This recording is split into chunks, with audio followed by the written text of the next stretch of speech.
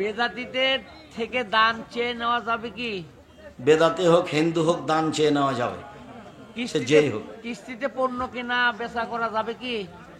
উভয়ের সম্মতিতে কিস্তিতে পণ্য কিনা বেচা করা যায়, হাদিস সহিহ পত্রিকায় দেওয়া আছে। পুরুষের জন্য লাল ও হলুদ কাপড় পরিধান করা যাবে কি? পুরুষের জন্য হলুদ কাপড় চিরদিনের জন্য নিষিদ্ধ, লাল ব্যবহার না করাই ভালো। এটা পুরাতন প্রশ্ন। বিবাহ করে যৌতুক নেওয়া যাবে কিনা? চলেন।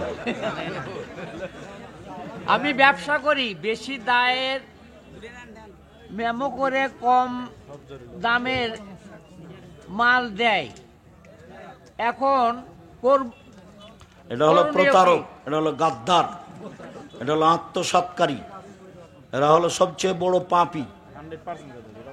স্বামীকে নাম ধরে মূল্যে জিনিসের টাকা যাবে কি? যে দাম তার চেয়ে কম লেখা হয় বা তার চেয়ে বেশি লেখা হয়, কোনো স্বার্থ থাকে যার জন্য। স্বামীকে এতে নাম মালিকের ধরে ক্ষতি ডাকা হয়। যাবে কিনা? স্বামীকে নাম ধরে ডাকা যাবে কিনা? স্বামীর তো নাম ধরে ডাকবে, এটা তো বুখারী মুসলিমের হাদিস, 30 বছর থেকে বলছি। যে ঘরে টিভি থাকে সে ঘরে নামাজ হবে কিনা? টিভি থাকলে নামাজ হবে, কোনো সমস্যা নেই, টিভি চলাকালীন হবে না, টিভি বন্ধ রাখতে হবে। 7 বছরের নিচে বাচ্চারা মসজিদে যেতে পারবে কিনা? ছোট ছোট বাচ্চা মসজিদে যাবে, কোলের বাচ্চা যে দুধ খায় সেও যাবে।